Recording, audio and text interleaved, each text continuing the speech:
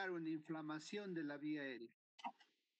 La inflamación de la vía aérea generalmente se da por toda una cascada de reacciones inflamatorias para producir una obstrucción al flujo de aire. Por lo tanto, va a haber una remodelación de la vía aérea, de la estructura anatómica de la vía aérea. Entonces, cuando hablamos de compuestos químicos inflamatorios, vamos a ver que también se produce una hiperreactividad bronquial. La hiperreactividad bronquial que nosotros vamos a presenciar en diferentes patologías, ¿no? Como es el caso del COVID-19. Por lo tanto, va a haber una sensibilización. En la sensibilización, nosotros vamos a tener la participación de varias células, que estas son inducidas a una respuesta alérgica inicial. Posteriormente, una respuesta inmune, generalmente mediada por la inmunoglobulina E, ante nuevas exposiciones. Aquí participan ya los mastocitos, ¿no? Porque la reacción inflamatoria de estos compuestos químicos, como la histamina, la proteasa, hacen que en la vía aérea se degranule mediante una reacción mediada por la inmunoglobulina E. Por lo tanto, va a haber una modificación del tono muscular a la liberación de histamina y también a la liberación de leucotrienos. La otra célula que participa son los eosinófilos. Va a ver el número o grado de actividad inflamatoria. Los eosinófilos son los que van a liberar la sustancia P, radicales de oxígeno, peroxidasas, el superóxido, las neurotoxinas y también varios leucotrienos. Por lo tanto, nosotros vamos a encontrar acá en el daño epitelial, ¿no? El daño del epitelio de la membrana mucosa. Y esto va a provocar un edema, una hiperreactividad bronquial y un broncoespasmo. Por lo tanto, va a haber una ya obstrucción de la vía aérea. Y los basófilos, los neutrófilos, los macrófagos, fibroblastos y plaquetas, ¿no? A través de mediadores químicos, como la histamina, los leucotrienos, los prostanoides, el factor de actividad plaquetario, la acinina, la adenosina, las endotelinas, el óxido nítrico, las citocinas, las quinosinas, factores de crecimiento, y todo esto nos va a llevar a estos efectos: broncoespasmo, exudado de plasma, secreción de moco, ¿no? Hiperreactividad bronquial, cambios estructurales anatómicos. Si nosotros vemos esta cascada de la inflamación, nosotros vamos a tener en cuenta, ¿no? Vamos a tener en cuenta que la activación de las células T frente al alergeno en las células beta. Va a haber una producción de inmunoglobulina E. En la producción de la inmunoglobulina E se va a unir al factor de la inmunoglobulina E. Sabemos nosotros que los factores son varios, hasta 4 tipos de factores que tenemos este tipo de receptores para la inmunoglobulina E. Esto se va a producir en las células cebadas. Posteriormente vamos a ver una exposición repetida a este alergeno, a este cuerpo extraño, ¿no? Activación de las células cebadas y vamos a tener acá la liberación de los mediadores. ¿Cuáles van a ser los mediadores? Como habíamos dicho, ¿no? Aminas vasoactivas, mediadores lipídicos que van a provocar una reacción de hipersensibilidad inmediata. Puede ser en minutos después de la exposición repetida al alergeno. Y lo más peligroso en esta enfermedad del COVID-19 ¿no? Son las cascadas de las citoquinas. Reacción de fase tardía de 2 a 8 horas después de la exposición repetida al alergeno, ¿no? Al germen que nos está invadiendo. Y entonces vamos a tener en estas partes de la degranulación, contenidos de los gránulos van a ser la histamina. Importante, especialmente ¿cuál histamina? La histamina 1. Vas a tener también en los contenidos de los gránulos proteasas, factores quimotácticos. Asimismo, también vamos a tener los fosfolípidos de la membrana, la cascada del ácido araquidónico, en las prostaglandinas, especialmente la D2, y los leucotrienos, especialmente la B4, C4 y D4. Y esto va a dar una respuesta inmediata: vasodilatación, fuga vascular, espasmo del músculo liso. Y nos llegamos a las citoquinas segregadas, ¿no? Reacciones de la fase tardía, infiltración de leucocitos, daño epitelial y broncoespasmo. Entonces, no nos olvidemos de este cuadro tan importante para poder entender la reacción que se va a producir. Nosotros tenemos en la farmacología del sistema nervioso autónomo el control neural de las vías aéreas. Este control neural se hace a través del sistema nervioso autónomo del simpático parasimpático. Como ven ustedes acá, el simpático a través de los receptores beta 2 adrenérgicos, ¿no? Siempre participación de la adenilciclasa, ¿no? Formación del AMP cíclico y las quinasas para provocar broncorelajación, broncodilatación. En los alfa adrenérgicos, los receptores alfa, ¿no? En el AMP cíclico, la formación también de quinasas, ¿no?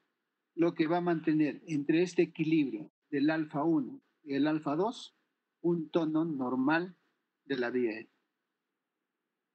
Y el control parasimpático, ¿no? Especialmente con drogas colinérgicas, receptores sobre los receptores muscarínicos, especialmente los receptores muscarínicos tipo 3. Y estos receptores colinérgicos ya no hablamos de la adenilciclasa, sino hablamos de la guanilciclasa, ¿no? Mediados por la GMP cíclica, ¿no? Y también por las quinasas, y eso es lo que va a provocar la broncoconstricción. Entonces, como ven ustedes en este cuadro, ¿no? Tanto la relajación bronquial como la contracción bronquial, los dos, tanto el simpático parasimpático. Y entonces en farmacología lo que tenemos que hacer es aumentar o disminuir la acción de los neurotransmisores endógenos. Por una parte, del simpático tenemos la adrenalina, la noradrenalina. Y en el parasimpático, los neurotransmisores, la acetilcolina. Entonces vemos cómo es la función, la inervación autónoma de los centros respiratorios. Ya habíamos estudiado bien en la inervación de la parte autónoma a través del parasimpático del nervio 10 y 9. Vamos a tener centros en la médula espinal de T2 a T6, ¿no? Vamos a tener a los simpáticos postganglionares, ¿no? Las fibras que son cortas hasta el ganglio y largas hasta el órgano efector. En este caso sería el plexo pulmonar. Va a haber un terminal simpático y también va a haber un terminal parasimpático postganglionar. En las células de la mucosa, en las células del músculo liso y en las células de tejido epitelial. Entonces, bien claro está lo que hemos hablado en farmacología del sistema nervioso autónomo, ¿no? Hacia los órganos efectores a través de los ganglios simpáticos y parasimpáticos. Entonces vamos a empezar hablando sobre la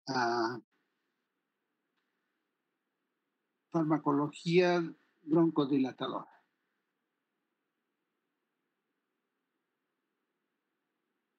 Realmente en la farmacología broncodilatadora, ¿eh?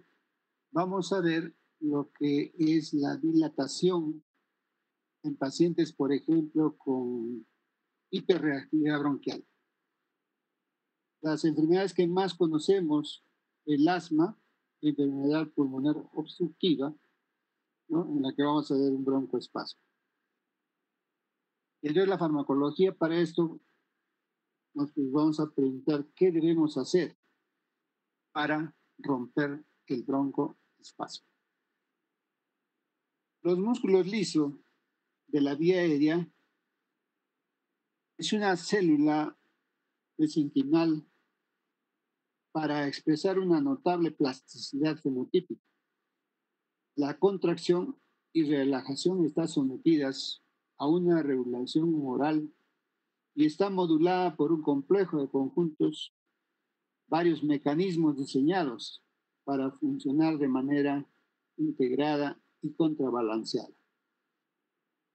Hay una maquinaria contráctil que está constituida básicamente por filamentos gruesos, paralelos de miosina. Segundo, filamentos finos, formados mediante unidades respectivas de actina. Y tercero, estructuras de proteína, que son cuerpos densos filamentosos. Entonces, es bien claro ya entendiendo así.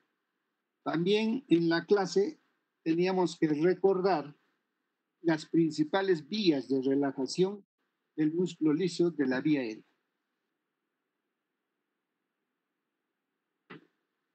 Aquí va a haber varias modificaciones, ¿no? Por ejemplo, la activación de los receptores ligandos a la AMP cíclica. Vamos a ver también la activación de los receptores ligados al GMP cíclico, que ya habíamos dicho.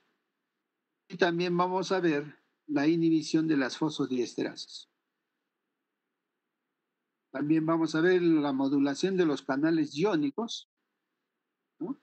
Que va a haber una activación de los canales de potasio, o también va a haber una inhibición de los canales de entrada de calcio. Si nosotros recordamos también, ¿no?, que el parasimpático, para producir broncoconstricción en los receptores muscarínicos, especialmente los 3, muscarínicos 3, y la broncodilatación en los receptores beta 2. En los pulmones, en los bronquios, en el músculo liso bronquial, también vemos la reacción antagónica de los antagonistas sobre los receptores M3 y agonistas sobre los receptores beta 2. Entonces, ¿qué podemos hacer para romper el broncoespasmo? Tenemos que romperlo utilizando fármacos beta 2 agonistas. ¿Qué quiere decir agonistas? Que van a aumentar la acción de los beta 2 y van a inhibir los receptores muscarínicos. Y entonces va a provocar una broncodilatación con los antagonistas muscarínicos, ¿no?, y los receptores beta 2, especialmente los agonistas. El resultado final, vamos a tener una broncodilatación en pacientes con broncoconstricción, colinérgico va a ser el mediano, ¿no? Entonces, ¿qué son los broncodilatadores? Los broncodilatadores son fármacos que por tratar la musculatura lisa de los bronquios y bronquiolos aumentan el diámetro de un bronquio normal. Cuando pasa un bronquio contraído, vamos a tener que aumentan el diámetro con la dilatación bronquial, ¿no?, con drogas agonistas beta 2. En especial si esta luz bronquial estaba contraída, por ejemplo, en el broncoespasmo.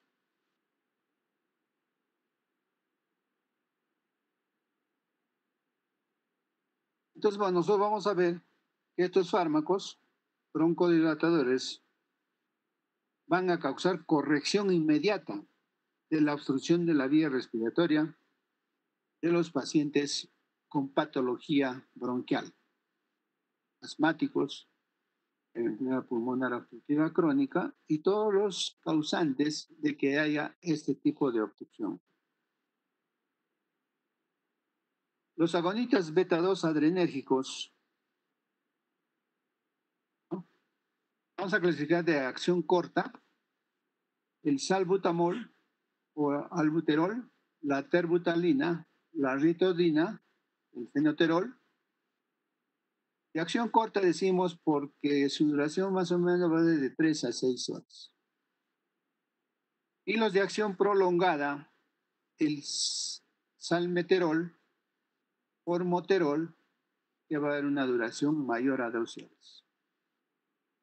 Hay que tener en cuenta esta clasificación, porque en esta clasificación su utilización clínica ha tenido diversas aplicaciones que nosotros confundimos muchas veces. Prácticamente no le damos atención a los usos de estos fármacos. Fundamentalmente a estos agonistas, porque su función principal va a radicar en combinar, va a determinar, eliminar, combatir la broncoconstricción. Otros empleos menos frecuentes, vamos a tener en cuenta la insuficiencia ventricular izquierda con edema agudo de pulmón, el parto pretérmino, o puede también el bloqueo auriculoventricular completo, cuando hablamos de un shock.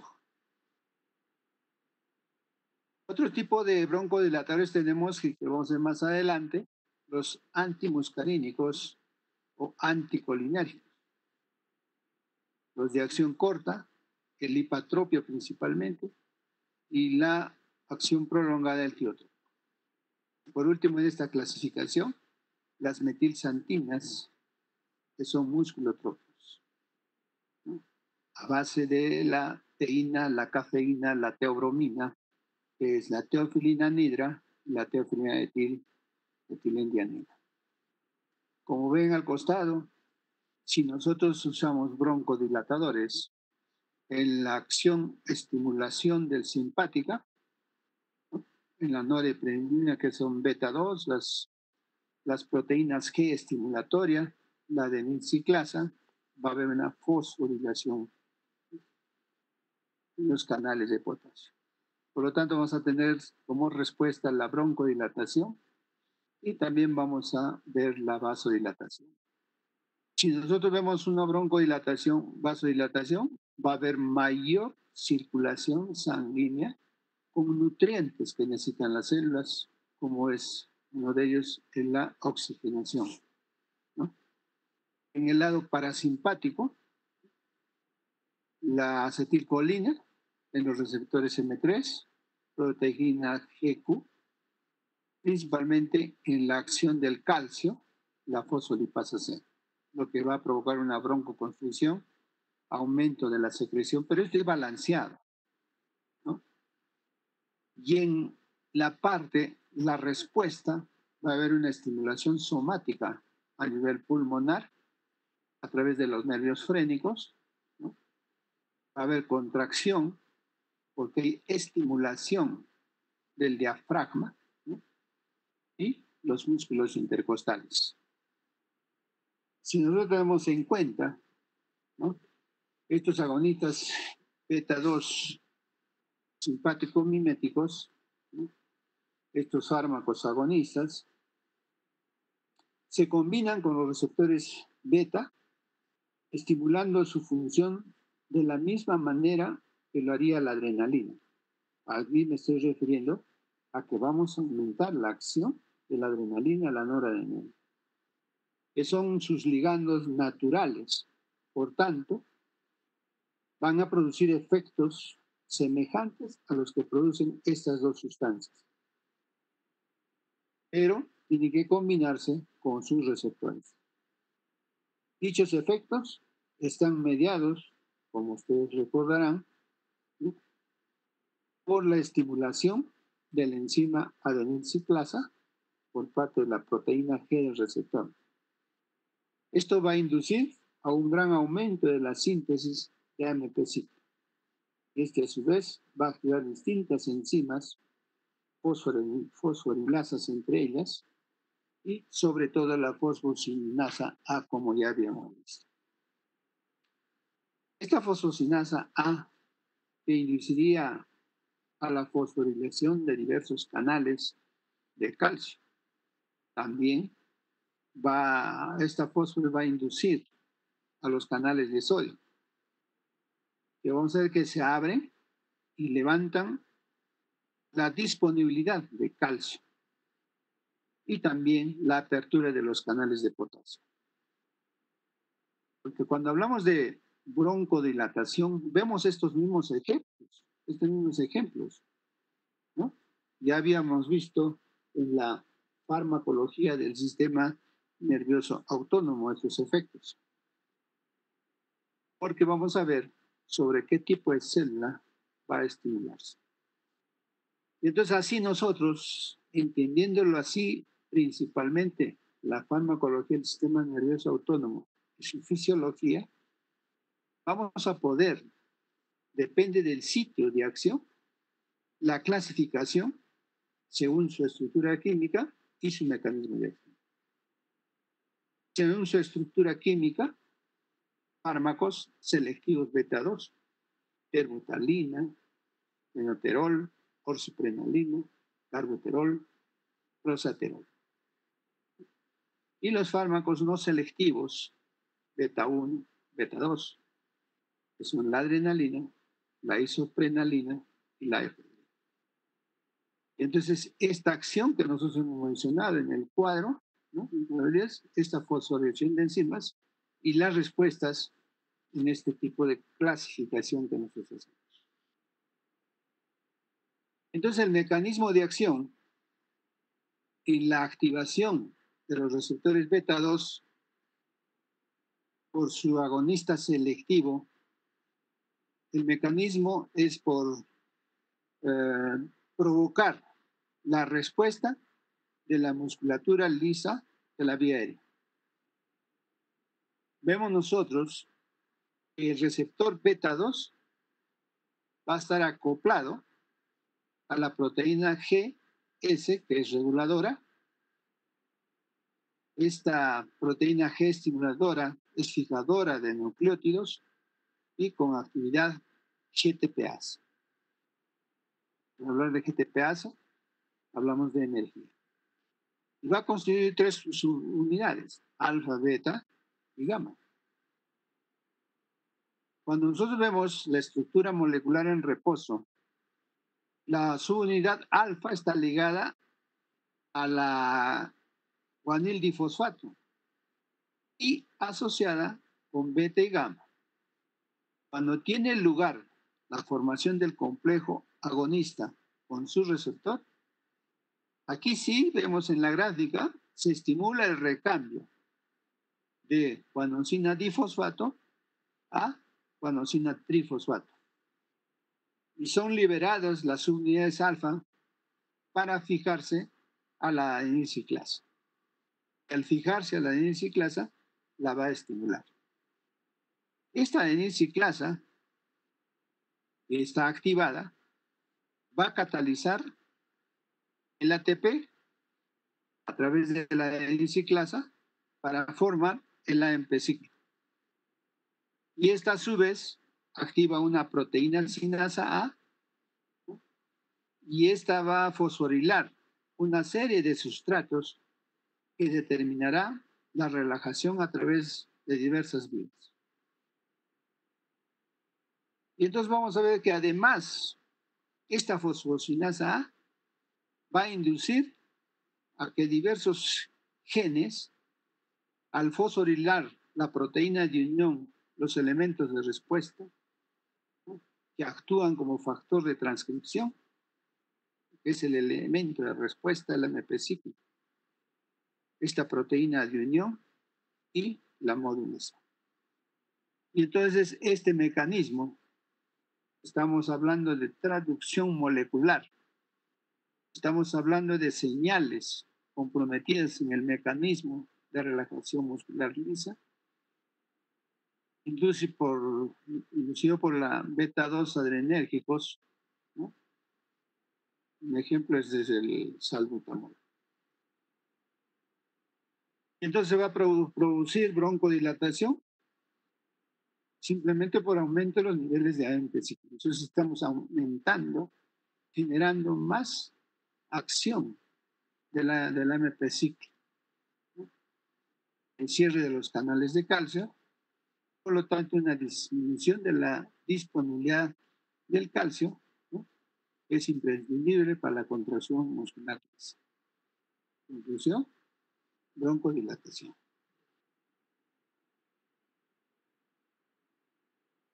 Cuando nosotros tenemos una respuesta, una crisis, por ejemplo, una crisis asmática de las vías respiratorias, ¿qué pasa en los tubos pequeños a nivel pulmonar? Estos se van a estrechar debido a la inflamación, debido al edema, y se va a provocar espasmos musculares y la secreción de moco. Otros síntomas que van a presentar después de la obstrucción, vamos a encontrar sibilancia, tos y opresión torácica. Y entonces, si nosotros vemos en esta crisis, ¿no?, dificultad de la respiración, inmediatamente el alivio lo vamos a hacer con los inhaladores beta-2, ¿no?, especialmente estos inhaladores de acción corta. ¿Qué van a hacer? Van a relajar los músculos de las vías respiratorias y al relajarse abren las vías respiratorias para que la respiración sea más fácil.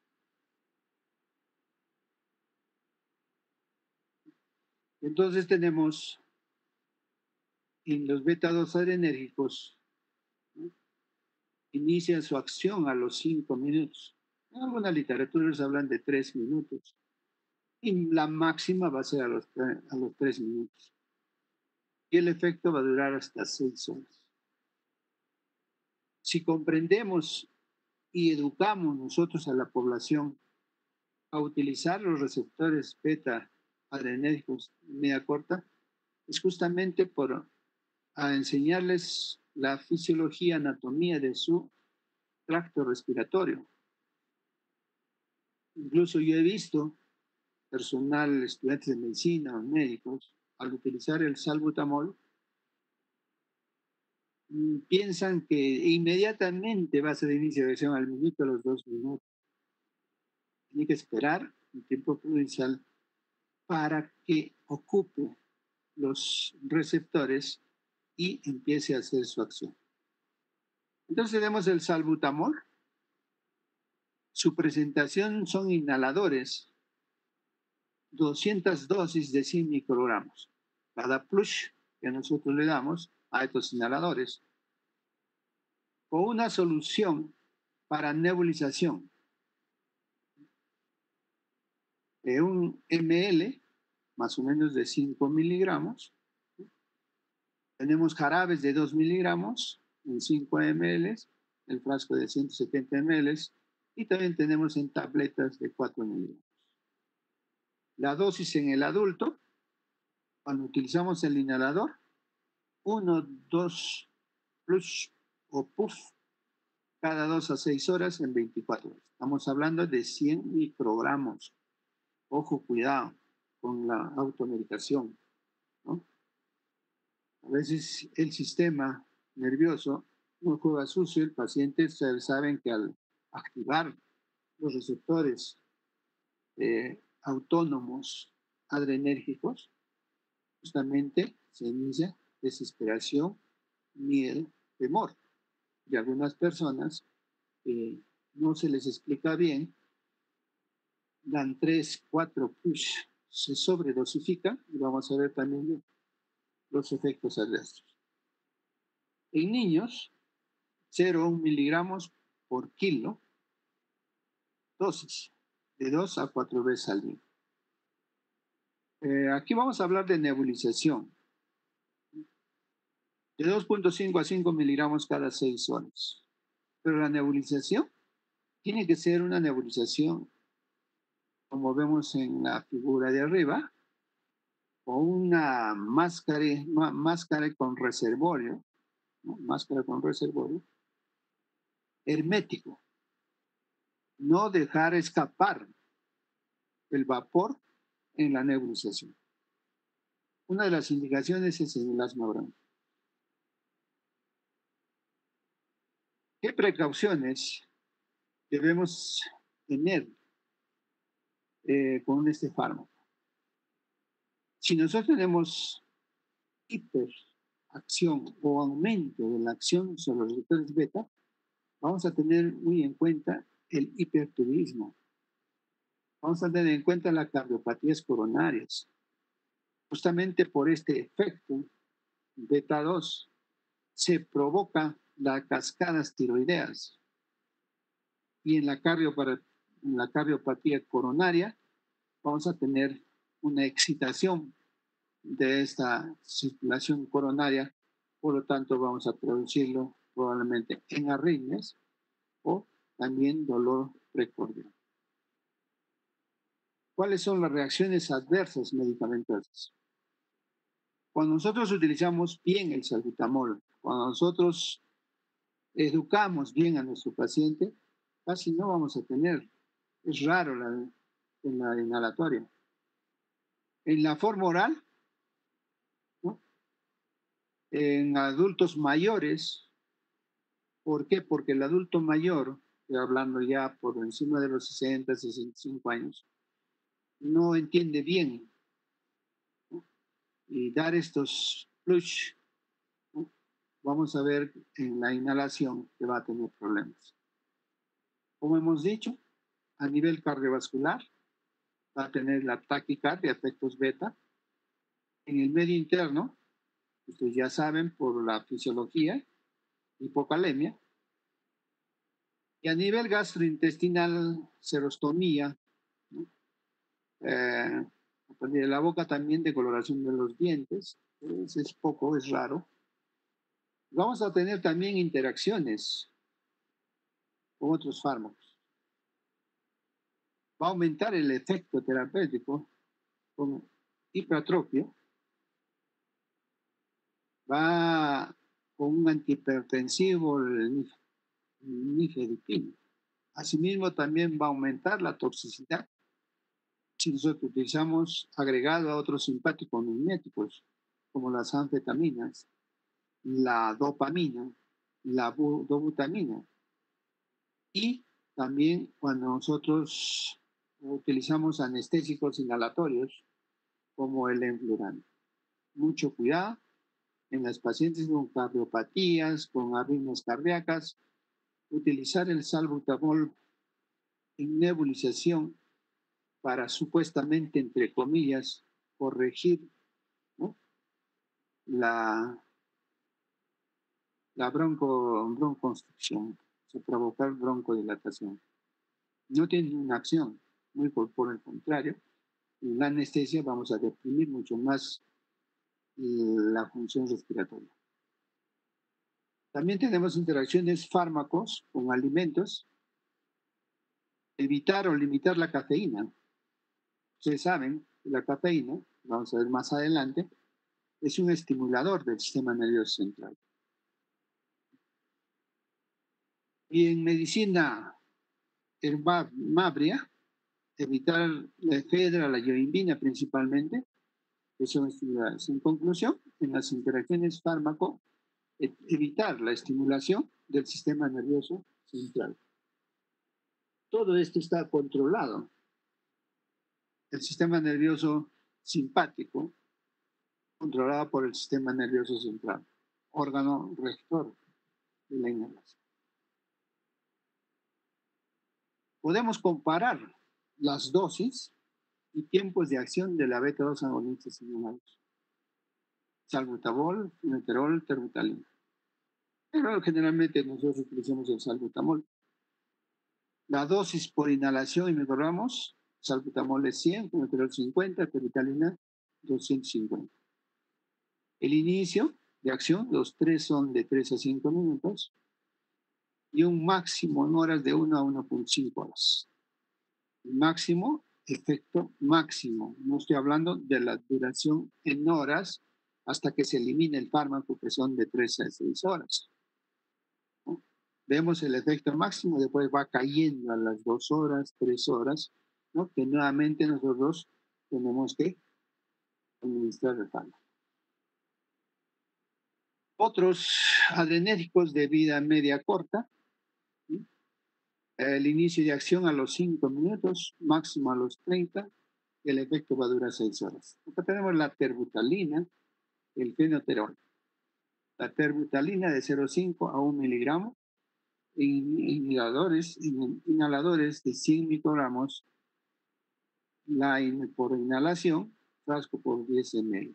El fenoterol, 2.5 a 5 miligramos, inhaladores de 0,5 miligramos para inhalación. También hay en jarabes, 2.5 miligramos. En los de acción prolongada, duración de más de 12 horas. Tenemos al salmeterol, inhaladores de 25 a 50 microgramos por inhalación. Y es de 2 a 4 inhalaciones cada 12 horas. El formoterol, que viene en tabletas de 10, 40 y 80 microgramos, jarabes de 0,5 gramos, equivale a 20 microgramos en inhaladores, 12 microgramos para esta inhalación. El pirbuterol, inhaladores de 0,2 miligramos por inhalación. Y entonces vemos en estos beta-2 agonistas la farmacocinética. Miren acá la unión a proteínas a nivel plasmático, casi es el 94-98%. Quiere decir que tenemos 6 a 2% como fracción libre. Entonces, mucho cuidado en los efectos colaterales, en los efectos adversos por esta unión a proteínas. El metabolismo se realiza a nivel sistémico, que son bajos o no detectables, ¿no? Extensa hidroxilación, la acción metabólica de la primera fase, es a nivel hepático. En su farmacodinamia, inicio de broncodilatación, a los 10 a 20 minutos, el efecto máximo es de 3 horas, ¿no? Los de acción prolongada. Las indicaciones en asma bronquial, prevención del asma persistente, asma moderada y severa. En la enfermedad pulmonar obstructiva crónica, terapia de mantenimiento de cuadro. Asimismo, debemos tener precaución. Utilización en asma agudo, no utilizar los fármacos de acción prolongada. En este caso, tenemos que usar beta-2 agonistas de acción corta, como el salbutamol. Asimismo, también tener precaución en la diabetes mellitus.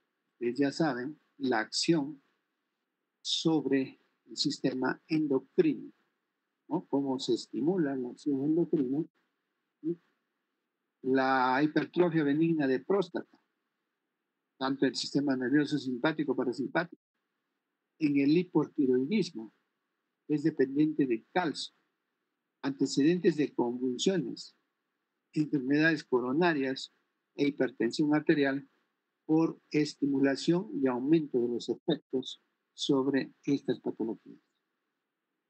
Reacciones adversas, menos del 1% presenta arritmias, fibrilación auricular. Es importante recalcar la muerte súbita. Es mínima, pero se ha visto especialmente en pacientes cardiópatas. Y la FDA, Administración de Control de Medicamentos, en el 2005 ya puso una alerta en la utilización de estos fármacos. Menos del 10% presenta cefaleas, faringitis, y del 1 al 10% taquicardias, tremor, insomnio. En las interacciones farmacológicas de los agonistas de acción beta 2 de acción prolongada con los corticoides inhalados. Vemos acá con los corticoides el salmeterol va a mejorar esa respuesta. Aumenta la toxicidad el salmeterol porque actúa a nivel de los inhibidores de la monoamina oxidasa, ¿no? Y también con los antidepresivos tricíclicos va a aumentar la toxicidad. La comparación en las dosis y sistema de acción de los beta 2 agonistas inhalados. El beta 2, o que se llama el beta 2 de acción prolongada, el salmeterol y el formoterol. Las dosis, si bien es cierto, los de acción corta es menos, 25 y 4.5. Inicia a los 10 o 20 minutos y el formoterol de 3 a 5. El tiempo de efecto máximo en horas de 2 a 4 horas y el formoterol de 1 a 0.5 horas. Y tenemos el fármaco en la distribución y en el mecanismo de acción, la duración en horas de 11 a 12 los dos fármacos. En el salmeterol y el formoterol, en el 2006, hacen algunas recomendaciones. Hablamos de monoterapia. Hablamos de terapia de rescate. Porque en la terapia de rescate es preferible utilizar los beta 2 agonistas de acción corta, de acuerdo a la necesidad, o también en los cuadros agudos. No usar a cambios de corticoides inhalados. Los pacientes deben tomar óptimas dosis de corticoides antes de iniciar el uso de beta 2 agonistas de acción prolongada. Y solo lo prescribimos solo a las dosis mínimas efectivas, ¿no? Vamos reduciendo poco a poco las dosis. En los fármacos no selectivos, hemos hablado de los beta 1, beta 2, la acción del simpático, la estimulación de los mastocitos de la sensibilización, ¿no? Un bronco contraído, un bronquio exceso de secreción, va a haber una disminución de la luz bronquial. Pero con la adrenalina, en una presentación de 1 miligramo, 1 en 100, que son ampollas de 1 ml, ¿no? Hubiéramos tenido la práctica sobre estos fármacos, hubiéramos tenido la oportunidad de preparar y utilizar y ver la respuesta, pero lamentablemente no se va a poder. En niños, de 0,01 a 0,04 ml por kilo de peso. La mayoría usamos por vía subcutánea, 0,4 ml de una solución al 1%. Y también podemos utilizarla en nebulizaciones, pero en nebulizaciones no es recomendable. Lo más recomendable en la casa son nebulizaciones. Perdón, la utilización a nivel subcutáneo. Pero ya en el hospital nosotros vamos a utilizar por infusión.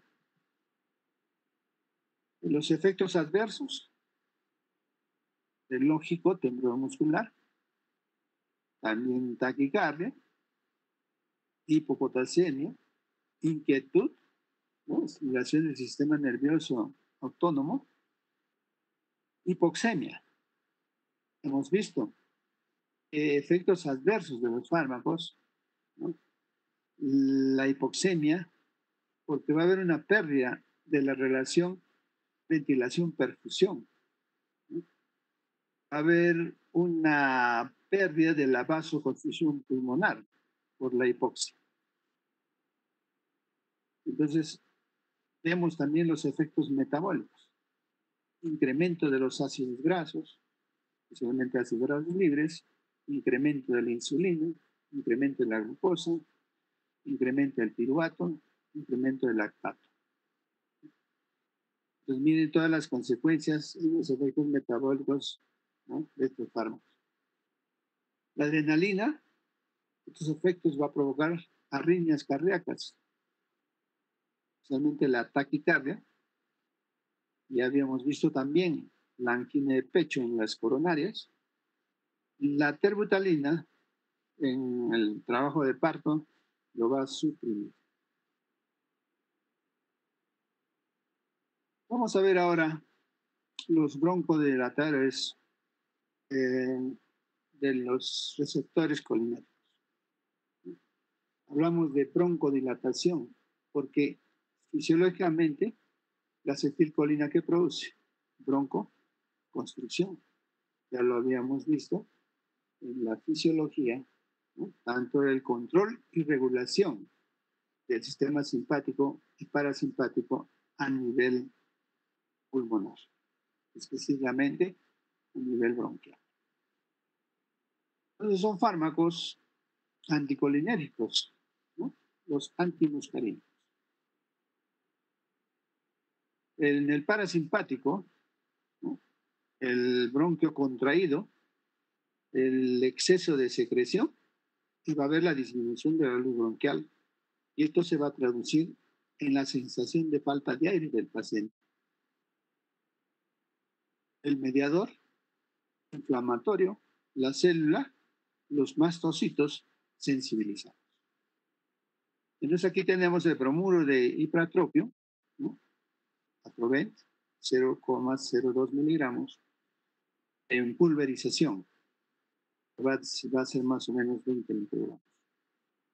El inhalador de 0,02 miligramos. La solución para nebulizar, 20 gotas, tiene 0,25 miligramos de patropio. También tenemos el sulfato de tropina, ampollas de 1 miligramo en ml, las dosis máximas de 0,025 miligramos por cada 6 o 8 horas por vía inhalatoria.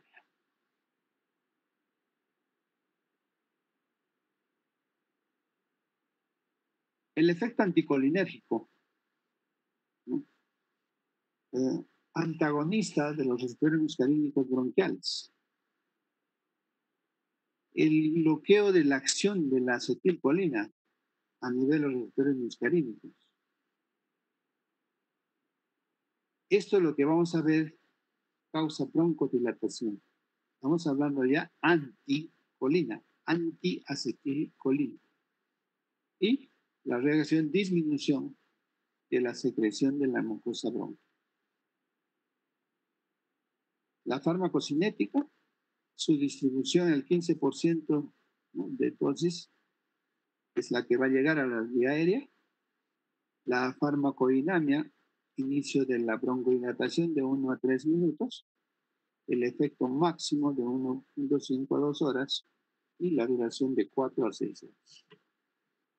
Las indicaciones: prevención del broncoespasmo en enfermedad pulmonar obstructiva crónica, en patologías de enfisemas, en patologías de bronquitis crónica y primordialmente en el asma bronquial.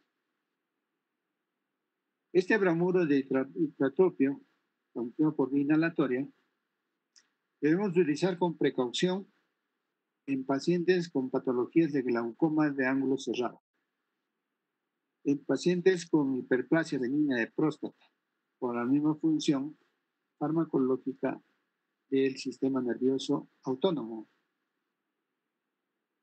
y en la obstrucción del cuello de la vejiga, ¿no? Se dice ahí, en algunos casos, la vejiga neurogénica, ¿no?, asociada a la obstrucción del cuello de la vejiga.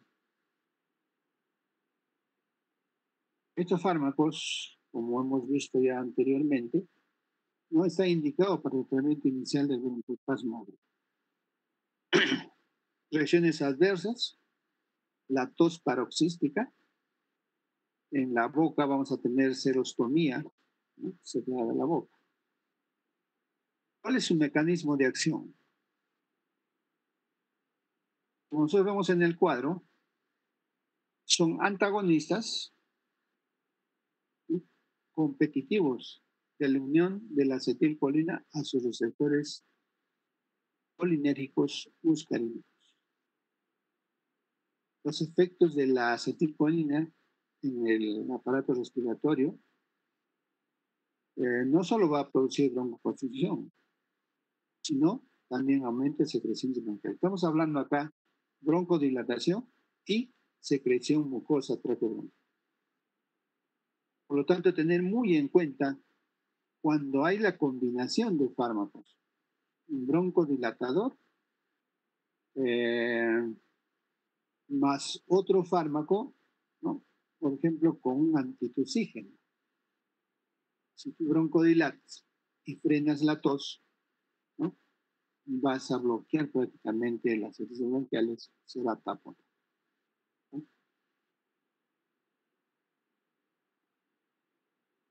Los fármacos administrados por inhalación, ¿no?, en cuanto a las acciones de los antimuscarínicos, los anticolinérgicos, vamos a ver que son capaces de bloquear o antagonizar los receptores M1-M3, ¿no? Estos receptores activados en la proteína G y Q, receptores metabolotrópicos, van a antagonizar la acción de la acetilcolina, inhibiendo el incremento intracelular del GMP5. Por lo tanto, en los músculos, el músculo liso bronquial va a provocar una broncodilatación. Y al provocar la broncodilatación, también va a disminuir la secreción bronquial, sin afectar la capacidad mucociliar de los bronquios, ¿no?, como sí afecta la atropina en la sequedad de la boca de las vías aéreas. Estos fármacos se utilizan por vía inhalatoria. Y acá vemos el resultado final, broncodilatación en pacientes con broncoconstricción, ¿no?, colinérgica. Los efectos adversos, el bromuro de hipatropio, como lo anteriormente, también los fármacos va a precipitar el glaucoma, especialmente en personas de edad avanzada, por los efectos directos del fármaco, ¿no? Los efectos, cuando no se tiene herméticamente cerrado, ¿no?, pasar a los ojos. El sulfato de atropina, solo a dosis por encima de las recomendadas, puede dar sequedad de boca. La sequedad de boca no es tan importante, porque lo que más preocupa en el sulfato de atropina es la taquicardia, ¿no? Las reacciones adversas de los anticolinérgicos, ¿no?, las cefaleas, náuseas, sequedad de boca.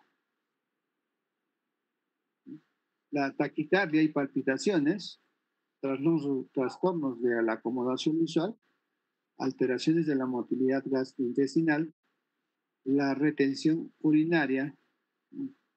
Esta retención urinaria es reversible y rara de ocurrir, pero sí en trastornos neurogénicos, ¿no?, de los esfínteres vesicales o musculatura a nivel de la vejiga urinaria o del tracto urinario, ¿no?, vamos a ver estas complicaciones.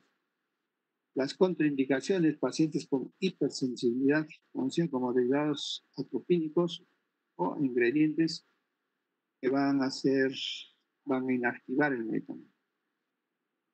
¿Con qué precauciones tenemos que dar estos antimuscarínicos? En el glaucoma de ángulo estrecho, hipertrofia prostática, obstrucción del cuello vesical, y también enfermedad neurogénica vesical, en el embarazo y la lactancia, especialmente durante el primer trimestre. Va a interaccionar con los beta-adrenérgicos, con los derivados de las antinas, que son otros broncodilatadores, ¿no? La teofilina, y puede potenciar el efecto broncodilatador con una acción agonista. Y aquí vemos ya la broncodilatadores, ¿no? Las antinas, las metilsantinas, que puede darse por vía oral, parenteral, y el principal, la galateofilina unida, y la otra es la teofilina etileno. Entonces vemos que estos musculotrópicos, santinas o metilsantinas, su origen, estos fármacos, son de origen natural, que se obtienen de ciertas plantas, la cafeína, la teofilina y la teobromina. En las hojas de la cafeína, que es más o menos tiene el 1.5% de cafeína. La teofilina tiene 2.5%. Miren la teofilina, el té, con la cafeína, tiene más concentración de cafeína en la teofilina, o en la teofilina del té. Y aquí vamos a ver las cantidades, que nosotros cuando tomamos té o tomamos café. La teobromina, el teobromato, el cacao, el chocolate, 2.5 también. Algunas sustancias químicas o algunas gaseosas como estimulante, ¿no? Como musculotrópico, se adquiere como saborizante en las gaseosas, en las reuniones, ¿no? Siempre se circula el café o una gaseosa. Y esto es lo que va a ser una estimulación, nada más.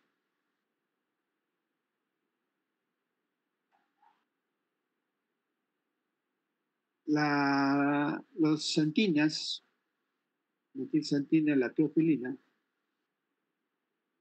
la estructura molecular de las santinas en la dieta son comunes a la cafeína y la teobromina, ¿no? La presentación en tabletas graduales de 300 miligramos, 250, 200, depende, ¿no? Tabletas de liberación lenta, 100, 200, 300. En suspensión, 125 miligramos. En 5 ml, frascos de 120 ml. Las dosis en el adulto, 12 a 16 miligramos por kilo por día. Divide en 2 tomas, hasta un máximo de 400 miligramos. Ojo, estamos hablando de estimulantes, ¿no? En niños de 6 a 8 miligramos por kilo, dosis hasta un máximo de 10 miligramos por kilo. Y las dosis son cada 2 horas. Ya entrando a la aminofilina, ¿no? La teofilina etilendiamina, tenemos en tabletas de 100 y 200 miligramos, tenemos en ampollas de 250 miligramos en 10 ml, que nosotros debemos administrar diluidos en infusión endovenosa en 500 ml. Nosotros generalmente utilizamos constantemente la aminofilina en pacientes cardíacos, ¿no? Que por la misma anestesia, ¿no? Se provoca por estimulación de la mucosa, la vía aérea, una reacción bronquial. ¿Cuáles son sus propiedades físicas? Son sustancias poco solubles en agua. Se puede solubilizar combinando con otras sustancias. La cafeína, con el benzoato de sodio, son ampollas por vía intravenosa que contienen cafeína 25 gramos, benzoato de sodio 25 gramos, clorhidrato de tiamina 3 gramos, clorhidrato de procaína 2 gramos y agua destilada 100.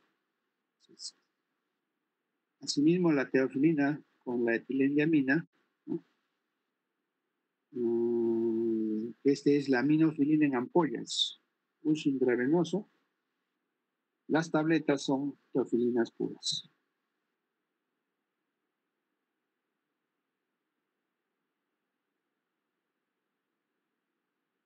Si nosotros vemos acá el mecanismo de acción de las antinas, directamente nos vamos a ver la activación de acetillasas de histonas, que es lo que vamos a ver un bloqueo a nivel de la fosfodiesterasa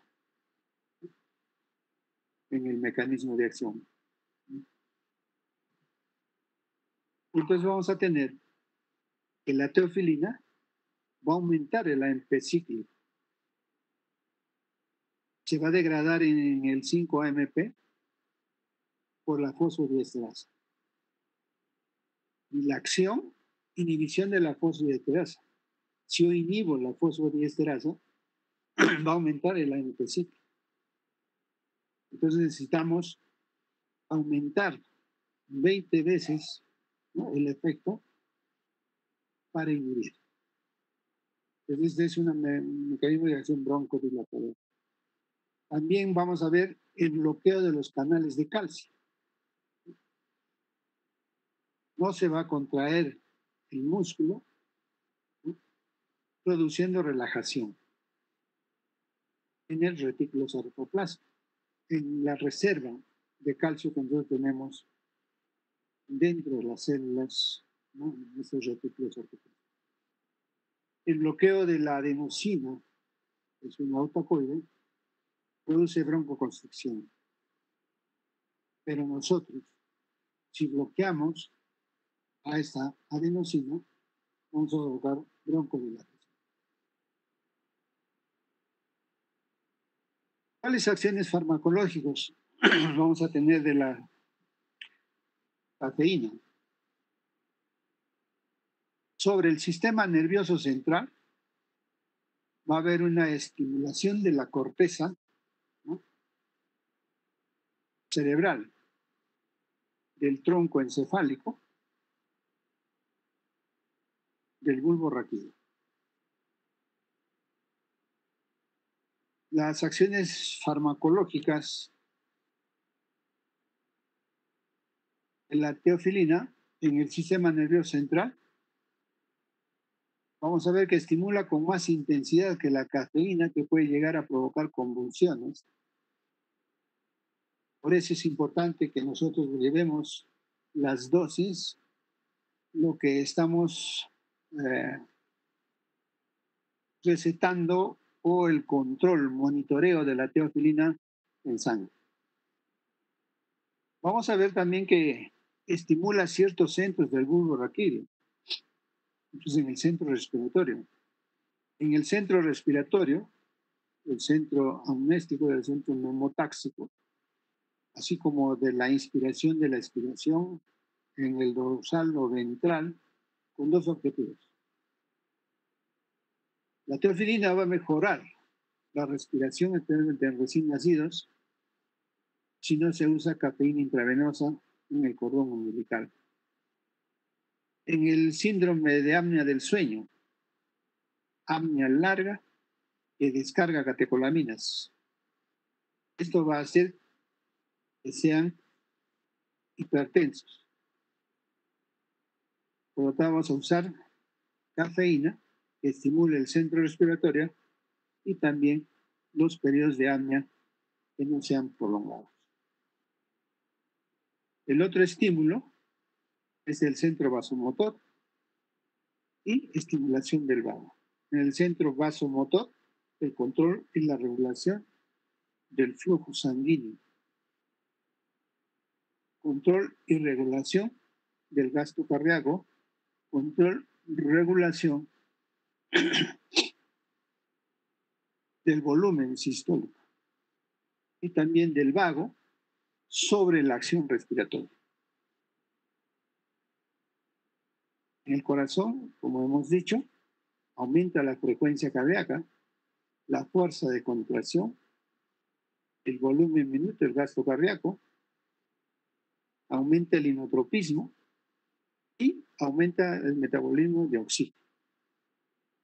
En los vasos sanguíneos, ¿no?, va a provocar vasodilatación, ligero aumento de la presión arterial con efectos de predominio del efecto cardíaco, efecto beta 1.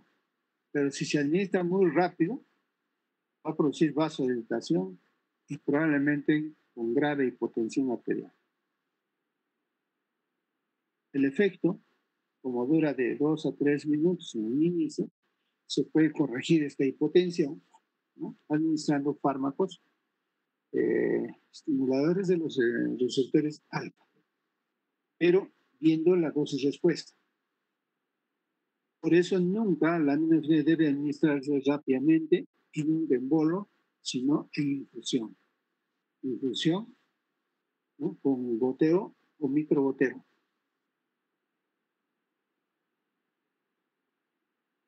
Sobre el músculo liso bronquial, que es lo que nos tiene en cuenta, la importancia. Ya sabemos, relajación del músculo liso. También produce relajación en vías biliares, intestinales, pero es notable sobre el músculo liso bronquial. El efecto, broncodilatación. Cuando hay una contracción de esta musculatura, ¿no?, la teofilina hace este efecto sobre el músculo liso bronquial. Y entonces, la aminofilina se usa para aliviar las crisis nocturnas del asma bronquial. Pero tenemos que tener en cuenta, como les dije anteriormente, que la acción de esta teofilina es corta, de 4 a 6 horas, ¿no?, inhibiendo la fosfodiesterasa, por lo tanto, aumentando el ANTC. También tenemos tabletas de teofilina de acción prolongada de 2 horas, que alivia las crisis nocturnas de asma y, por ende, la estimulación del centro respiratorio. La teofilina también activa a la enzima nuclear, la desacetilasa 2-histona, para provocar broncodilatación. A nivel renal, vamos a ver, tienen efecto diurético por un doble mecanismo. Vamos a tener una vasodilatación de la arteriola aferente, ¿no?, que nos indica una vasodilatación, mayor flujo sanguíneo. Por lo tanto, aumenta la filtración, ¿no?, renal. El flujo sanguíneo renal va a aumentar. Y al aumentar, va a haber mayor volumen de orina. En segundo lugar, sobre los riñones, reducen la absorción tubular de sodio. Normalmente, gran parte de sodio filtra el 99% y se absorbe a nivel tubular, realmente las anginas. Y esta acción va a bloquear esta reabsorción, por lo tanto, parte del sodio escapa al orina. Pero ese sodio tiene acción osmótica, arrastra una cantidad de agua. Por lo tanto, aumenta el volumen urinario y aumenta la expresión de sodio. En el estómago, en las tabletas que nosotros tomamos, la irritación de la mucosa gástrica.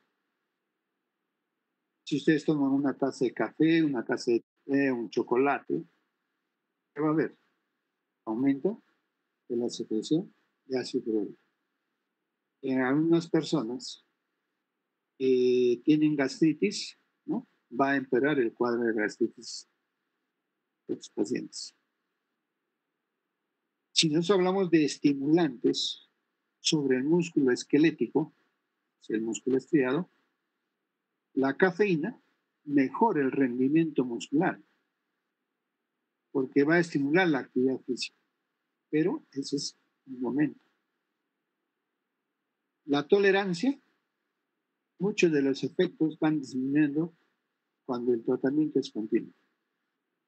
Por ejemplo, al insomnio, ¿no? La pérdida del sueño, al efecto diurético y en menor grado al efecto cardíaco. Hablamos de tolerancia. Y no mucho en el efecto broncodilatador, ¿no? Esta tolerancia en el sistema nervioso central. ¿Sí? La tolerancia de estos efectos van disminuyendo poco a poco. Ejemplo, si un alumno el día de ayer, estudiando su examen, se ha tomado café, unas 5 o 6 tazas de café, se lo ha aprendido todo el libro de farmacología, pero a las 7 de la mañana viene y da su examen y se olvidó todo. ¿Qué quiere decir eso? ¿Mm? ¿Hubo tolerancia o no hubo tolerancia? Se olvidó todo y se quedó en cero su mente. ¿Mm? Por eso, una acción estimulante, en forma crónica, en forma aguda, ¿no? Que hacen las personas que son adictas a las gaseosas, personas que son adictas al té, por ejemplo en Europa, adictas al chocolate, ¿no? Vemos todas esas funciones, ¿no? De tolerancia. Ya en la farmacocinética, la absorción, más o menos del 98% por vía oral. Siempre hemos dicho la metabolización es hepática, por demetilación. La vida media en adultos no fumadores, de 3 a 15 horas. Fumadores, de 1 a 2 paquetes, estamos hablando de 24 cigarrillos al día, 4 a 5 horas. En geriátricos, 7 a 9 horas. Y como la metabolización es a nivel hepático, más o menos en cirrosis hepática es 29 horas. La farmacodinamia, ¿no? El mecanismo de acción e inhibición de la fosfodiesterasa, que habíamos visto en el cuadro, con incremento de los niveles de AMP cíclico. De hecho, ¿no? La acción. Bloqueo de receptores alfa-1 de adenosina, inhibición de la liberación de calcio, ¿no? Y de catecolaminas. Y la acción antiinflamatoria, ¿no? En la inflamación, por ejemplo, en el edema submucoso, ¿no? En respuesta tardía.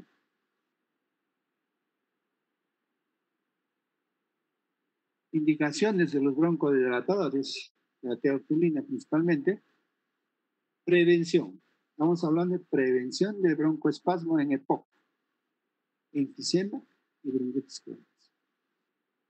Es importante que nosotros veamos enfermedades pulmonares obstructivas, las enfermedades de fibrosis pulmonar que se nos vienen de todos los pacientes que han tenido COVID y que pasan a ser pacientes con obstrucción de vía aérea y probablemente con broncoespasmos, ¿no? Por acumulación de secreciones, porque es un pulmón fibrótico, ¿no? También en asma bronquial. Contraindicaciones, hemos visto por los efectos a nivel gástrico, úlceras pépticas, en las gastritis, en los síndromes convulsivos, especialmente en pacientes que no están controlados, también de arritmias, precauciones en pacientes con hipertensión arterial, hipertiroidismo insuficiencia cardíaca congestiva. Sus reacciones adversas, vamos a tener la relación con la concentración séricas. Ojo, muy importante. El rango terapéutico es de 10 a 20. Si nosotros vemos de 20 a 25 microgramos por ml, puede provocar diarreas, náuseas, vómitos, nerviosismo, insomnio, agitación, tremor. Insomnio, no quiero dormir, tomo café, pero en forma crónica. Y cuando nosotros ya tenemos 50, 60 adictos a las cafeínas, adictos al té, no dormimos y están buscándonos para tratamiento del insomnio, ¿no? A través de los ansiolíticos. Empiezan con 0.5 miligramos de un ansiolítico, 1 miligramo, 2 miligramos, y cuando toma ya 10 miligramos y no duerme, no saben a dónde ir. Toda la noche pasan despiertos. Y aquellos pacientes con uso crónico de santinas, tenemos ese problema. 25 a 35 miligramos por ml, taquicardias, extrasístoles, especialmente en las combinadas con otros fármacos. Mayor a 35 microgramos por ml, vamos a tener taquicardias ventriculares y también vamos a tener convulsiones. Cuando nosotros damos dosis terapéuticas, podemos deliberar en qué es un efecto adverso, qué es un efecto colateral y qué es un efecto secundario.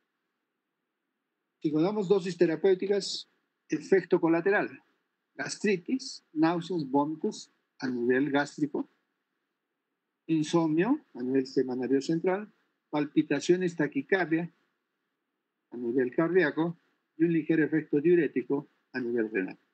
Un efecto colateral que nosotros podemos presentar, ¿no? Pero no un efecto adverso cuando ya es asociado a un cuadro clínico que pueda empeorar al paciente. Pero una gastritis aguda podemos corregirla incluso con la dieta. Los efectos tóxicos, ya con sobredosis, tenemos que medir los niveles de teofilina, ¿no? Monitorizado en cierto tiempo, o mejor en un par de meses, porque los niveles terapéuticos oscilan entre 5 y 20 miligramos litro de plasma a 40 miligramos. El riesgo de convulsiones, que es dosis mortal de cafeína, está entre 5 a 10 gramos. Hablamos de muerte, hablamos de efecto tóxico, igual muerte súbita. Pacientes que son consumidores a estos fármacos y que llegan a sala de operaciones, tenemos que decirles al familiar o a él mismo que es un candidato a muerte súbita. Así como los fumadores, así como los diabéticos, los hipertensos, en esta utilización de estos fármacos puede desencadenarse la muerte súbita.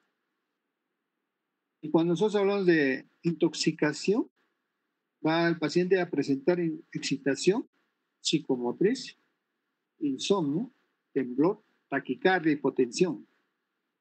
Después de la excitación, va a presentar convulsiones, coma, muerte por paro respiratorio. Ya habíamos explicado. Acá hablamos ya de efectos adversos. Irritabilidad, insomnio, contracción muscular, convulsiones, muerte. Respiratorios, taquimia, ¿no? Respiración rápida. El sistema cardiovascular, taquicardia, arritmias ventriculares, paro cardíaco. En el tracto gastrointestinal, náuseas, vómitos, hemorragias, ¿no? Y en renal, hematuria. Efecto adverso. Tratamiento, suspensión del fármaco lavado gástrico, si ha presentado o tiene antecedentes de convulsiones, anticonvulsivantes y, como habíamos hablado, sedantes para tranquilizar. La dependencia, hemos hablado de consumidores de estos alimentos o pacientes tratados con santinas o metilsantinas. Vamos a ver que al consumir el fármaco, dependencia cíclica, puede haber daño para el paciente a nivel cardiovascular, gástrico, a nivel del sistema nervioso central, pero hay una cosa que está todavía en controversia, la dependencia física y el síndrome de abstinencia. Un ejemplo así grosero para que puedan entender, si yo desde muy joven, hace muchos años cuando venía la Coca-Cola, inclusive los sprays gaseosas que son transparentes, no solo la Coca-Cola que es negra, café, sino drogas o gaseosas transparentes tienen cafeína. En Estados Unidos generalmente son adictos a la Coca-Cola, ¿no? Porque tiene cafeína, estimulante. Pero no logran hacer depender porque yo puedo dejar la Coca-Cola y ya no tomar porque me siento mal o me siento con gastritis, pero sí una dependencia física, ¿no? Leve, pero no en un síndrome de abstinencia.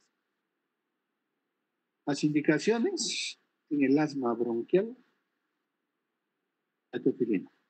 El estatus asmático, aminofilina endovenosa. En el síndrome de apnea del sueño, apnea del recién nacido, cafeína. En las pacientes con dolor agudo, ¿no? Dolor agudo, síndrome de cefaleas migrañosas, ¿no? Cafeína. Contraindicaciones de estos fármacos en psiquiatría, ¿no? Ansiedad, cansancio, fatiga, en úlcera péptica, angina, arritmias cardíacas. Hemos hablado de la cascada tiroidea, ¿no? Está contraindicada en pacientes con hipotiroidismo. Hemos hablado de las alteraciones también a nivel de las coronarias en el efecto agudo del miocardio y a nivel central la hipersensibilidad. Interacciones medicamentosas, aumenta la concentración sérica de teofilina, la ramitirina, ¿no? Un antiácido, bloqueador de receptores H2, la eritromicina, los corticoides, ¿no? Las quinolonas, la amiodarona como antiarrítmico, ojo, las carbamazepinas y el INH. Y va a disminuir la concentración sérica de teofilina, el ketoconazol, el micótico, el rifampicina antibiótico y la sidantenas. Si nosotros estamos recibiendo tratamiento con santinas, ¿qué alimentos no debemos o debemos de evitar? Café, té, gaseosas, ¿no? La gaseosa tiene mucho más cafeína. A veces en las pacientes, ¿no? Dicho esto de la cafeína, si tienes un síndrome de migraña postparto, no tienes gastritis, podemos indicarle con 2.5 de cafeína a una paciente migrañosa postparto. ¿Qué consumes? ¿Té? Café. Si el paciente contesta, consumo té, me gusta el té, tomarle el té, y ahí va a haber 2.5 de cafeína. O el mismo café, la Coca-Cola, pongo a la ventana, se calienta. De hecho, ustedes me dirán, pero si va a provocar más dolor, porque la cafeína y la teobromina produce vasodilatación, y a nivel cerebral la vasodilatación es cefalea, ¿no? Pero la acción del fármaco con estos alimentos, ¿no?, va a aumentar esa cefalea. Por lo tanto, un inicio, ¿no?, los fármacos que tienen cafeína, sí, no debes darles estos medicamentos. Si no tiene fármacos y una gestante que venía a dar su parto, que a los 2 o 3 días empieza la cefalea y le echan la culpa al anestesiólogo por la anestesia raquidia que le dimos, y el ginecólogo dice, no, es culpa del anestesiólogo, corre, quéjate ante él, pues, denúncialo. Y tan solo darle cafeína con corticoides cede la cefalea, porque es una meningitis química por el fármaco, ¿no?, nada más. Y entonces nosotros ya hacemos de medicina clínica, ¿sí?, nos ganamos nuestro dinerito. En cuanto a las interacciones de enfermedad y fármaco, si nosotros hemos visto que la metabolicencia a nivel hepático, primera fase, en la cirrosis hepática, si nosotros vemos un coro pulmonar, va a aumentar la concentración de hemoglobina.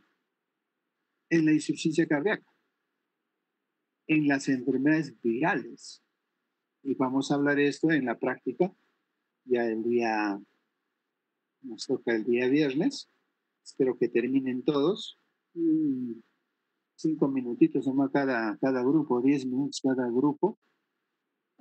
No es mucha cosa estudiar el COVID a nivel respiratorio. Y si vamos a usar estos medicamentos. Los fármacos antitusivos va a frenar la tos. Y a veces nosotros hablamos de la mayoría de los antitusígenos reducen la tos, deprimen el centro vulvar de la tos. Pero no nos damos cuenta que al inhibirla, dejamos las secreciones por dentro y se produce más infección. Porque la broncoconstricción, la acumulación de secreción, tenemos que utilizar un fármaco que provoque broncodilatación y que remoje el moco para poder expulsarlo con la tos. O sea, no frenar la tos. La anestesia local, ¿no?, los umbrales del receptor periféricos van a estar aumentados. Indirectamente, va a aumentar la secreción que actúa como elemento estimulante y de broncoconstricción. Vamos a inhibir cuando nosotros no lo queremos. Y la tos también va a facilitar la expulsión de las secreciones. En cuanto a los irritantes, ¿no?, a la sustancia P sobre el núcleo parasimpático postpulmonar del plexo bronquial, nervio vago, ¿no?, vamos a tener la respuesta a los autónomos pulmonares. Por tanto, a ver, en las glándulas mucosas, mayor secreción, en el músculo liso, contracción, ¿no?, vamos a tener un bronquio obstruido, contraído.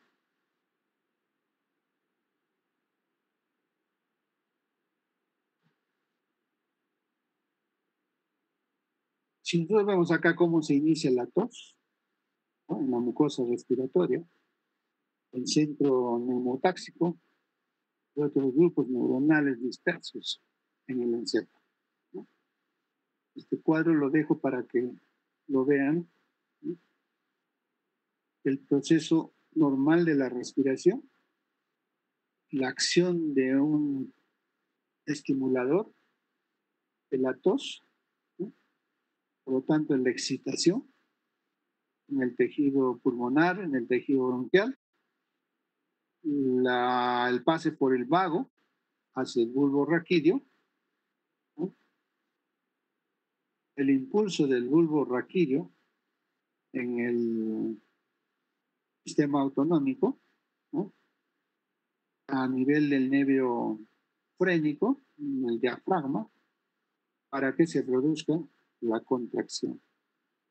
El mismo diafragma, ¿no? Los músculos intercostales, principalmente, y secundarios, los abdominales, que se van a contraer, se eleva la presión y dentro del tórax y se hace un esfuerzo para extraer contenido. Y entonces vemos la acción de los receptores aferentes situados dentro del epitelio bronquial. Esto va a poner en marcha la tos, que ayuda a los bronquiolos y alvéolos pulmonares, que por medio de este reflejo se desocupe aire, moco y otras sustancias que se encuentran dentro. La tos, fenómeno caracterizado por la contracción sinérgica y convulsiva de los músculos respiratorios. Varios tipos de tos inútil productiva, la tos inútil propiamente dicha, tos sin expectoración, la tos productiva, que cumple su papel, no debe ser inhibida, puede necesitar tratamiento, la tos seca, irritativa, no productiva, y después de la cirugía oftálmica, poscirugía de las hernias abdominales en hemoptisis. La tos también va a responder a los placeros.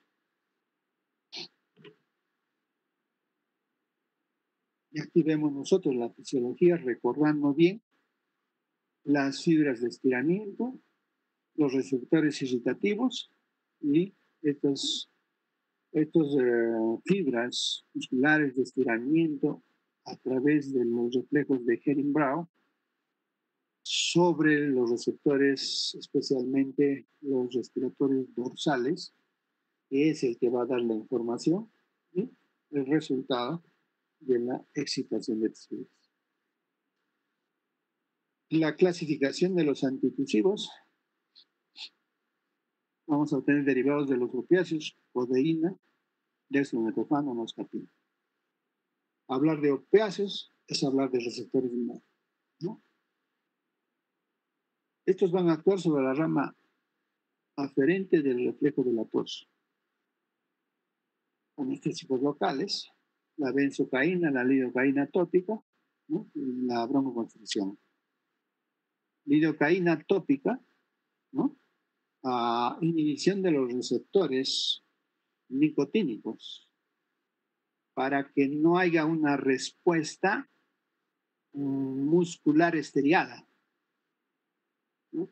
Eso lo hace la benzocaína, la lidocaína. Esto lo utilizan generalmente en broncoscopías, ¿no? O exámenes de vía oral. Y 3, modifican factores mucociliares o que actúan sobre la rama eferente al reflejo de la tos. Entonces hablamos de los antihistamínicos, ¿no? Especialmente hablamos de los receptores anti la histamina 1, la difenhidramina y los anticolinérgicos, el bromuro de 4. Si ustedes ven acá el cuadro, ¿no? Los opioides, ¿qué es lo que hacen? Inhiben la neurotransmisión. Por lo tanto, van a disminuir, ¿no? La acción de sobre este tipo de receptores. Aquí están los opiáceos. Y más se utiliza la morfina, ¿no? En los receptores, aumento de la adenosiclasa, el AMP ciclo, la fosfocinasa A, ¿no? Si nosotros vemos esto, al bloquear, nosotros vamos a inhibir, prácticamente disminuir la adenosiclasa, por lo tanto cerramos la puerta de acción de fármacos. Acciones farmacológicas como antitusivo, a nivel del sistema nervioso central. Atenúa el reflejo de la tos y deprime el centro de la tos. Y algunas neuronas relacionadas con este reflejo y también va a atravesar la barrera no tensional. Antitusivo, somnolencia. Corticoides, ¿no? O opioides. Aquí vemos el dextrometorfano. Codeína, opioide, que va a producir. ¿Por qué? Pregunta de examen. Porque los receptores opioides tienen dos tipos de receptores. Receptores ¿no? Y los receptores del cloro, hipercloración, sueño y dolor. Acá, acción antitusiva. La farmacocinética, se administra por vía oral, intramuscular la codeína, el flobutinol, está preparada en ampollas. La distribución atraviesa la barrera mesencefálica, la barrera placentaria, aparece en la leche materna, se va a metabolizar en el hígado, la primera fase, y su duración es de 4 a 6 horas.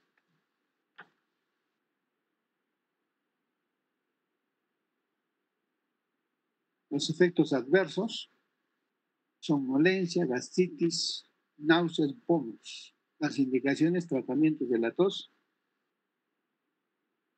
Generalmente nosotros la indicación de tratamiento de la tos solo en casos de tos seca. Si tiene tos húmeda, o sea, hay secreciones,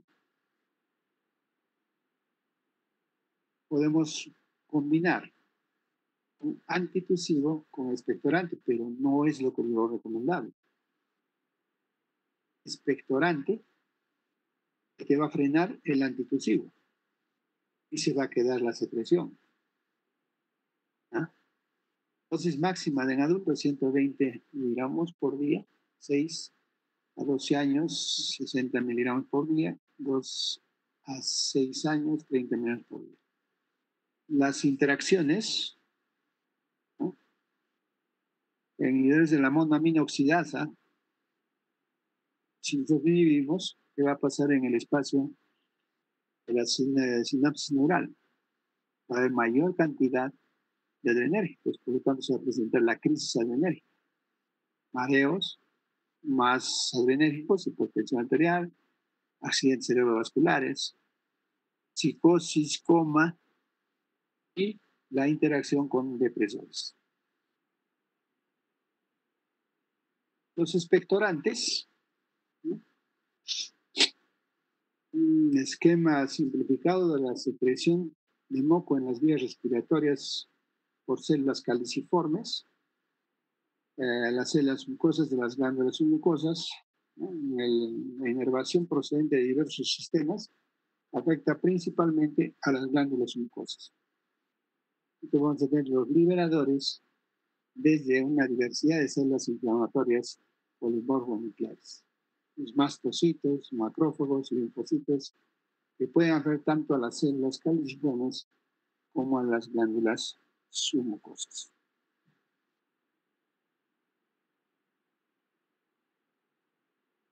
Entonces los expectorantes son drogas que administradas por vía oral aumentan la secreción bronquial, haciéndola más líquida, más suave, para facilitar la eliminación. Los receptores muscarínicos 3, los que están localizados en las glándulas mucosas, la vía tracobronquial. Y su inhibición conduce a una reducción del exceso de secreción porque está bloqueando M3. La clasificación: esperantes reflejos, de acción directa y mucolíticos específicos. La clasificación de los expectorantes reflejos, de amonio, propofana, guayacolato, ¿no?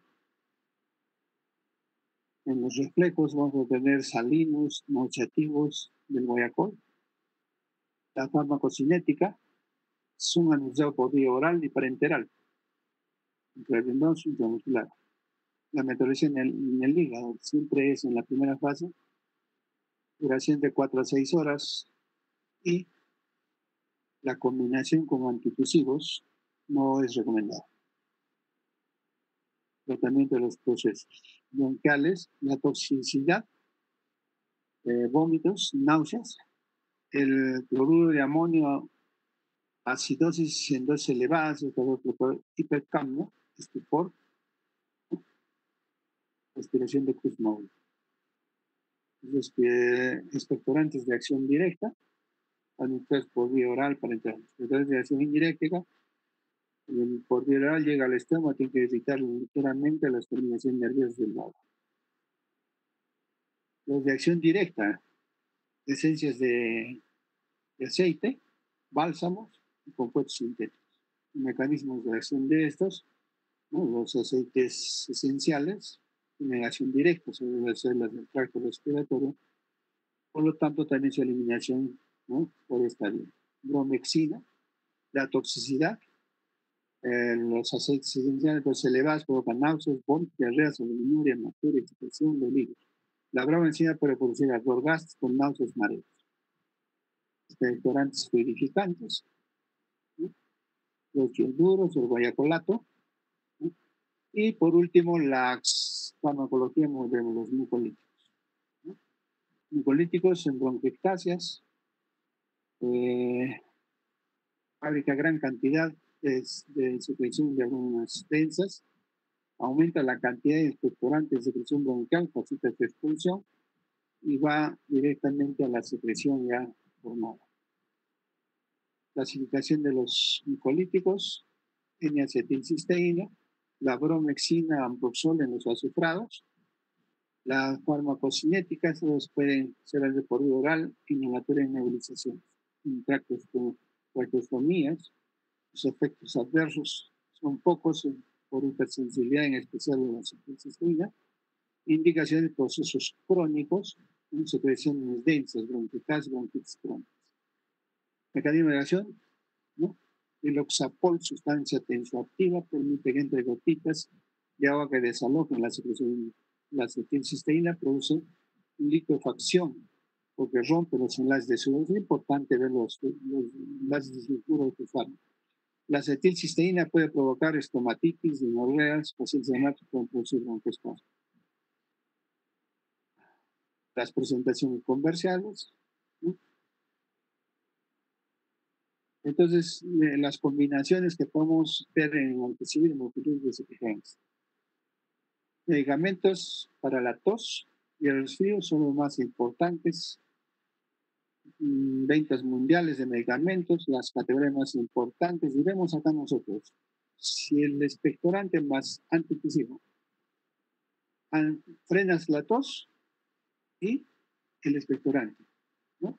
No se debe usar. Ven ustedes en el cuadro, se detiene el expectorante más antihistamínico, tampoco, ¿no? Pero en algunos libros o literaturas vas a ver que sí, la acción antihistamínica, como hemos dicho principalmente, los receptores H1, ¿no?, y el expectorante, pero no se debe recomendar acción.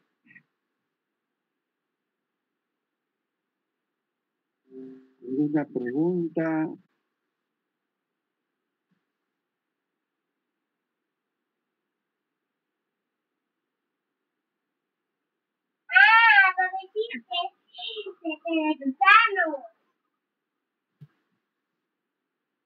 May.